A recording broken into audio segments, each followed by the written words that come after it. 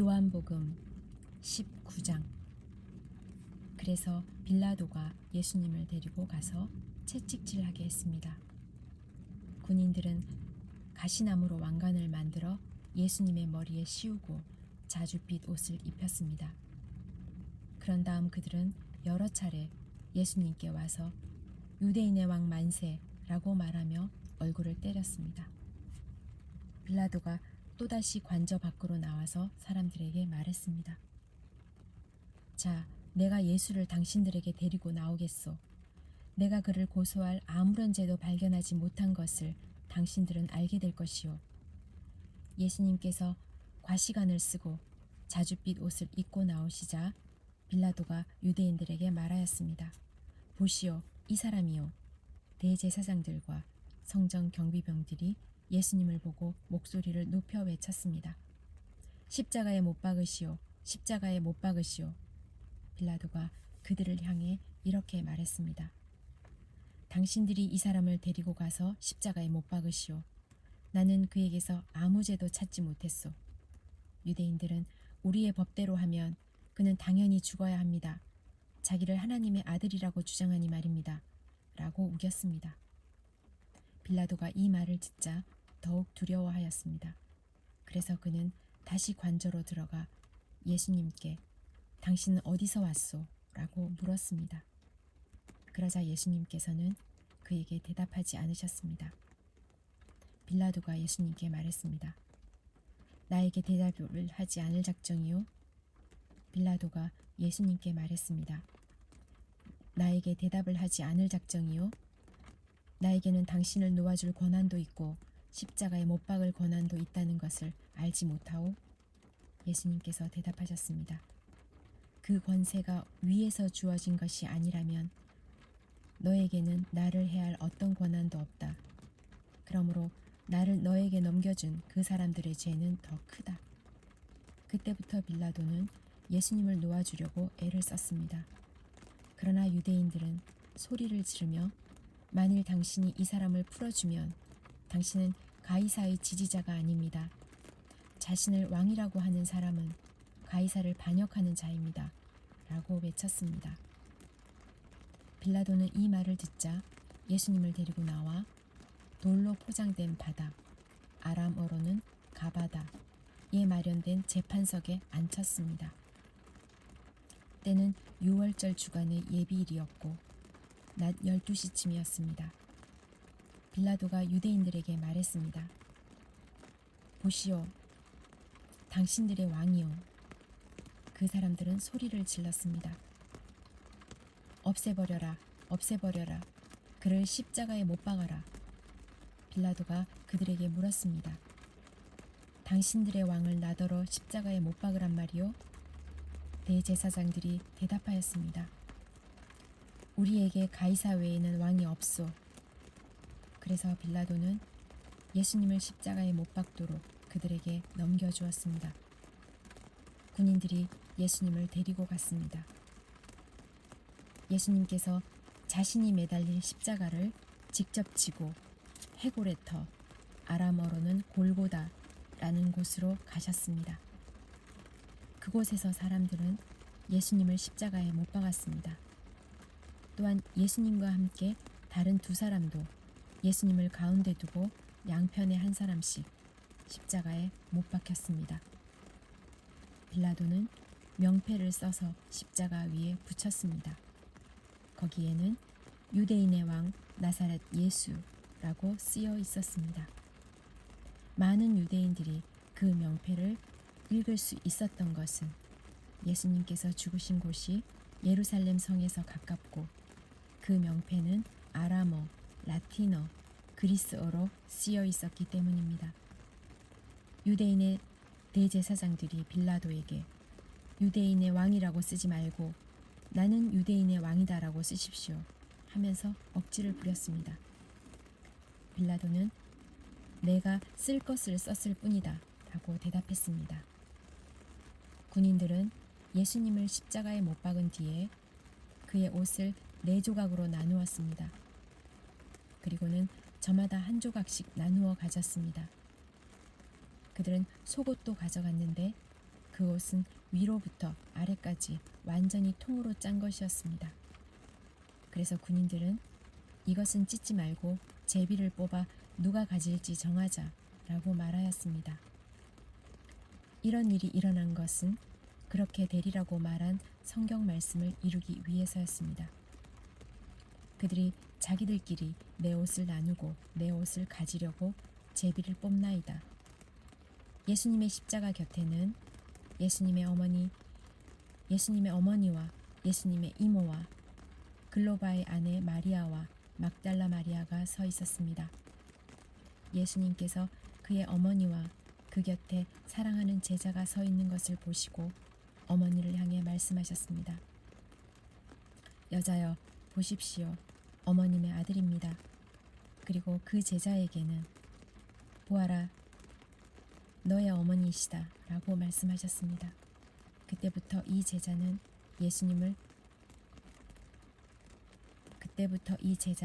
예수님의 어머니를 자기 집에 모셨습니다.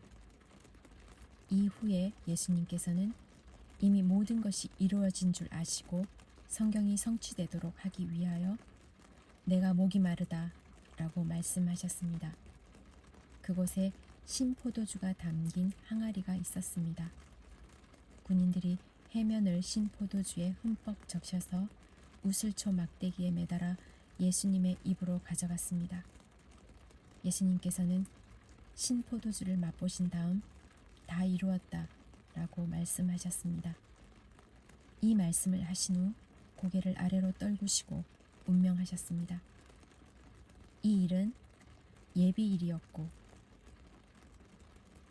예비일이었고 다음 날은 안식일이었습니다. 유대인들은 안식일에 시신을 십자가에 그대로 두고 싶지 않았습니다. 그래서 빌라도에게 시신의 다리를 부러뜨리고 시신을 십자가에서 내려달라고 부탁했습니다. 군인들이 가서 예수님과 함께 못 박힌 첫 번째 사람의 다리와 또 다른 사람의 다리를 부러뜨렸습니다. 그러나 군인들이 예수님께 갔을 때에 그들은 예수님께서 이미 돌아가신 것을 알고는 그분의 다리를 부러뜨리지 않고 창으로 예수님의 옆구리를 찔렀습니다. 바로 피와 물이 쏟아져 나왔습니다. 이것을 본 사람이 증언한 것이니 그의 증언은 참됩니다. 그는 자기가 진리를 말하고 있다는 것을 알았습니다. 그가 이렇게 말한 것은 여러분들도 믿게 하려는 것입니다. 이런 일이 일어난 것은 그의 뼈가 하나도 부러지지 않을 것이다 라고 쓰여진 성경 말씀을 이루기 위해서입니다. 또 다른 성경에는 그들은 자기들이 찌른 사람을 볼 것이다 라는 말씀이 있습니다. 이 일이 일어난 후 아리마대 사람 요셉이 빌라도에게 예수님의 시신을 가져가겠다고 요청하였습니다. 요셉은 예수님의 제자였지만 유대인들이 두려워 그 사실을 감춰왔습니다. 빌라도가 허락하자 요셉이 와서 예수님의 시신을 가져갔습니다. 니고데모도 요셉과 함께 왔습니다. 니고데모는 일찍이 밤에 예수님을 찾아왔던 사람이었습니다. 그는 모략과 알로에를 섞어 만든 향료를 약 33kg을 가져왔습니다. 이 두 사람은 유대인들의 장례 풍습에 따라 예수님의 시신을 가져다가 향료와 함께 고운 배로 쌌습니다. 예수님께서 십자가에 못 박힌 곳에는 동산이 있었습니다. 그 동산에는 아직까지 한 사람도 그 안에 안치한 적이 없는 새 무덤이 있었습니다. 무덤도 가까이 있고 유대인들의 예비일이기도 해서 요셉과 니고데모는 예수님의 시신을 그 무덤에 넣어두었습니다. 요한복음 20장. 안식일 다음 날 이른 아침에 막달라 마리아가 무덤으로 갔습니다. 날은 아직 어두웠습니다. 마리아는 무덤 입구를 막았던 커다란 돌이 무덤에서 옮겨진 것을 보았습니다. 그래서 마리아는 시몬 베드로와 예수님께서 사랑하시던 다른 제자에게 달려가서 말했습니다. 사람들이 주님을 무덤에서 빼갔나 봐요. 그런데 그들이 주님을 가져다가 어디에 두었는지 모르겠어요. 그 말을 들은 베드로와 다른 제자는 무덤 쪽으로 향했습니다. 두 사람은 모두 달려갔습니다. 다른 제자가 베드로보다 더 빨리 달려 무덤에 먼저 도착했습니다. 그 제자는 몸을 굽혀 고운 배가 거기 놓여 있는 것을 보았지만 무덤 안에는 들어가지 않았습니다. 뒤따라온 시몬 베드로는 무덤에 도착하자 바로 무덤 안으로 들어갔습니다. 베드로는 고운 배가 거기에 놓여 있는 것을 보았습니다. 그는 예수님의 머리를 감았던 천도 보았습니다. 그 천은 고운 배와 겹쳐 있지 않고 조금 떨어진 곳에 잘 개켜져 있었습니다. 그제서야 무덤에 왔던 다른 제자도 무덤 안으로 들어와 보고 믿었습니다. 이때까지만 해도 제자들은 예수님께서 죽음에서 살아나야 한다는 성경 말씀을 깨닫지 못했습니다. 그리고는 두 제자는 자기 집으로 돌아갔습니다. 그러나 마리아는 무덤 밖에 서서 울고 있었습니다. 마리아는 울면서 몸을 굽혀 무덤 안을 들여다보았습니다. 마리아는 흰옷 입은 두 천사를 보았습니다. 두 천사는 예수님의 시신이 있던 곳에 앉아 있었습니다. 한 천사는 머리 쪽에, 다른 천사는 발 쪽에 있었습니다. 천사가 마리아에게 물었습니다. 여자여, 왜 울고 있소? 마리아가 대답했습니다. 사람들이 우리 주님을 어디론가 가져갔는데 주님을 어디에 두었는지를 알지 못하겠습니다. 마리아가 이 말을 하고 뒤를 돌아보자 거기 예수님께서 서 계셨습니다. 그러나 마리아는 그분이 예수님인 줄 알지 못했습니다. 그러나 마리아는 그분이 예수님이신 줄 알지 못했습니다. 예수님께서 마리아에게 물으셨습니다. 여자여, 왜 울고 있느냐? 누구를 찾고 있느냐? 마리아는 그분이 동산 관리인인 줄 생각하고 당신이 그분을 다른 곳으로 옮겨 놓았다면 어디로 옮겨 놓았는지 말씀해 주세요. 그러면 제가 모셔갈게요. 라고 말했습니다. 예수님께서 마리아에게 마리아야 라고 말씀하셨습니다. 마리아는 예수님께 몸을 돌려 아람어로 라보니 라고 외쳤습니다. 이 말은 선생님이란 뜻입니다. 예수님께서 마리아에게 말씀하셨습니다. 나를 계속 붙잡고 있지 마라. 내가 아직 아버지께로 올라가지 않았다. 다만 너는 나의 형제들에게 가서 이렇게 말하여라. 나는 내 아버지, 곧 너희 아버지, 내 하나님, 곧 너희 하나님께로 돌아갈 것이다. 막달라 마리아가 제자들에게 가서 내가 주님을 보았어요. 라고 말했습니다. 그리고 예수님께서 자기에게 하신 말씀을 전하였습니다. 같은 날 저녁에 제자들이 함께 모여 있었습니다. 제자들은 유대인들이 두려워 문을 꼭 잠갔습니다. 그곳에 예수님께서 오셔서 그들 가운데 서서 말씀하셨습니다. 너희에게 평강이 있을지어다. 이 말씀을 하시고는 제자들에게 손과 옆구리를 보이셨습니다. 제자들은 주님을 보자 무척 기뻐했습니다. 다시 예수님께서는 너희에게 평강이 있을지어다. 아버지께서 나를 보내신 것 같이 나도 너희를 보낸다. 라고 말씀하셨습니다. 이 말씀을 하시고 그들을 향해 숨을 내쉬며 말씀하셨습니다. 성령을 받아라. 너희가 누구의 죄든지 용서하면 그 죄는 사함을 받을 것이다. 너희가 누구의 죄든지 용서하지 않으면 그 죄는 사함을 받지 못할 것이다. 12 제자 중에 디두모라는 별명을 가진 도마는 예수님께서 오셨을 때 다른 제자들이 있던 자리에 없었습니다. 그래서 다른 제자들이 도마에게 우리가 주님을 보았다 라고 말했습니다. 그러자 도마는 내가 직접 예수님의 손에 있는 못자국을 보고 내 손가락을 그분의 못 박힌 곳에 찔러보고 내 손을 그의 옆구리에 넣어보기 전에는 못 믿겠다 라고 말했습니다. 일주일 뒤에 예수님의 제자들이 다시 그 집에 있었습니다. 이번에는 도마도 그들과 함께 있었습니다. 이때도 문은 잠겨 있었습니다. 예수님께서는 안으로 들어오셔서 그들 가운데 서서 말씀하셨습니다. 너희에게 평강이 있을지어다. 그리고는 도마에게 말씀하셨습니다. 너의 손가락을 여기에 찔러보아라. 내 손을 보아라. 너의 손을 내밀어 내 옆구리에 넣어보아라. 그리고 믿지 않는 자가 되지 말고 믿는 자가 되어라. 도마는 예수님께 나의 주님, 나의 하나님 이라고 외쳤습니다. 도마는 예수님께 나의 주님, 나의 하나님 이라고 외쳤습니다. 예수님께서 도마에게 말씀하셨습니다. 너는 나를 보았기 때문에 믿느냐? 나를 보지 않고 믿는 사람들은 복이 있다. 예수님께서는 제자들이 있는 곳에서 이 책에 기록되지 않은 많은 표적도 많이 행하셨습니다.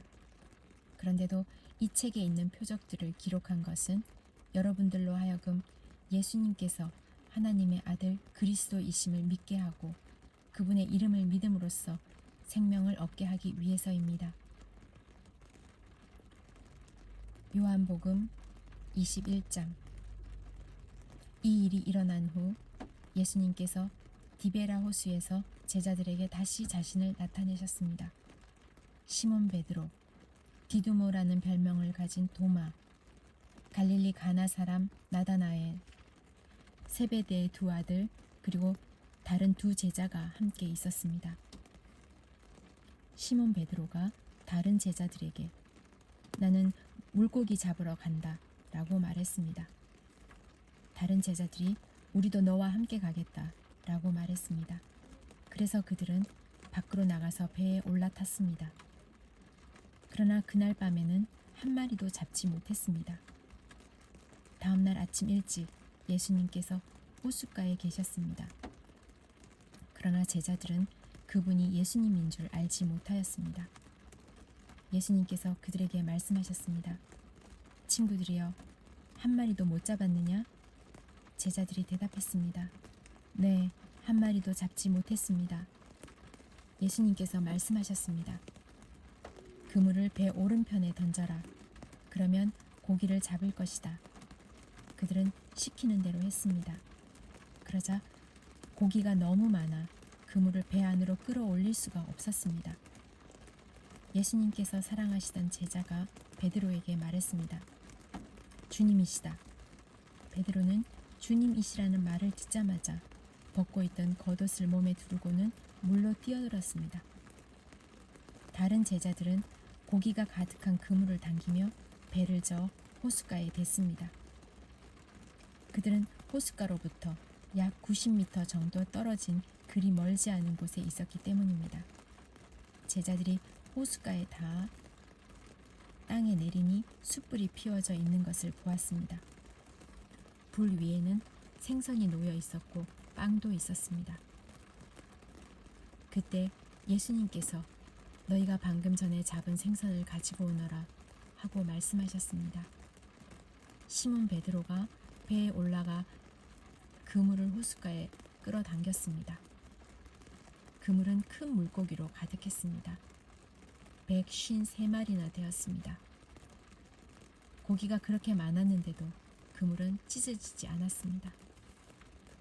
예수님께서 그들에게 와서 아침 식사를 하여라 하고 말씀하셨지만 제자들은 그분이 주님이신 줄 알았기 때문에 제자들 중에 감히 당신은 누구십니까?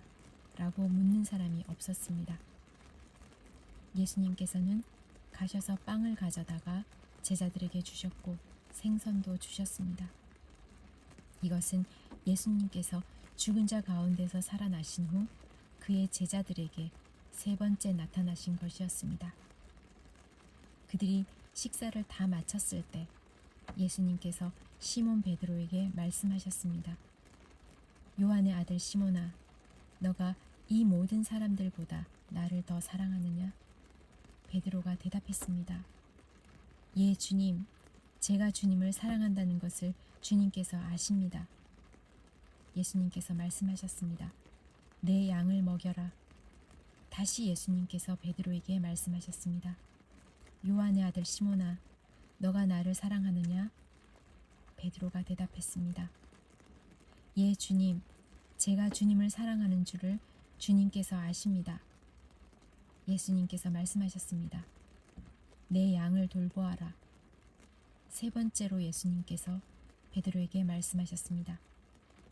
요한의 아들 시몬아, 너가 나를 사랑하느냐? 예수님께서 자기에게 세 번씩이나 너가 나를 사랑하느냐 하고 물으셨기 때문에 베드로는 거의 울상이 되었습니다. 그리고는 예수님께 대답했습니다. 주님, 주님께서는 모든 것을 아십니다. 제가 주님을 사랑하는 것도 주님께서는 알고 계십니다. 예수님께서 베드로에게 말씀하셨습니다. 내 양을 먹여라. 내가 너에게 진리를 말한다.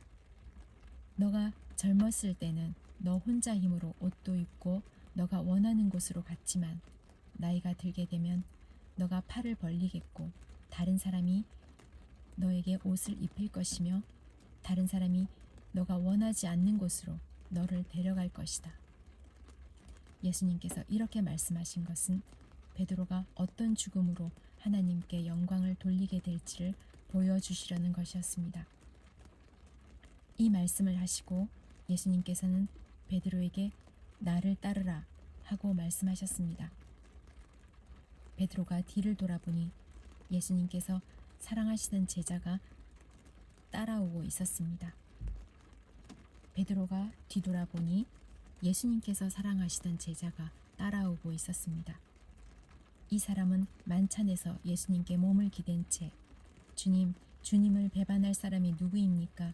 라고 묻던 제자였습니다. 베드로가 그 제자를 보고는 예수님께 여쭈었습니다. 주님, 이 사람은 어떻게 되겠습니까? 예수님께서 대답하셨습니다. 내가 다시 올 때까지 그가 살아있기를 원한다고 해도 그것이 나와 무슨 상관이냐? 너는 나를 따르라. 예수님께서 대답하셨습니다.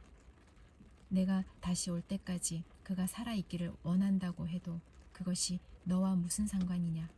너는 나를 따르라. 이 사건 때문에 이 제자가 죽지 않을 것이라는 소문이 형제들 사이에 퍼지게 되었습니다. 그러나 예수님께서는 그가 죽지 않을 것이라고 말씀하신 것이 아니었습니다.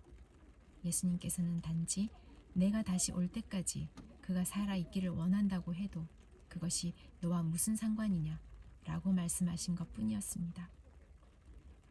이런 일들을 증언하고 그것을 기록한 제자가 바로 이 사람입니다. 우리는 그의 증언이 참되다는 것을 알고 있습니다. 이 외에도 예수님께서 행하신 다른 일은 많이 있습니다. 만일 그 일을 일일이 다 기록한다면 온 세상이라도 그것을 기록한 책을 담기에 부족할 것입니다.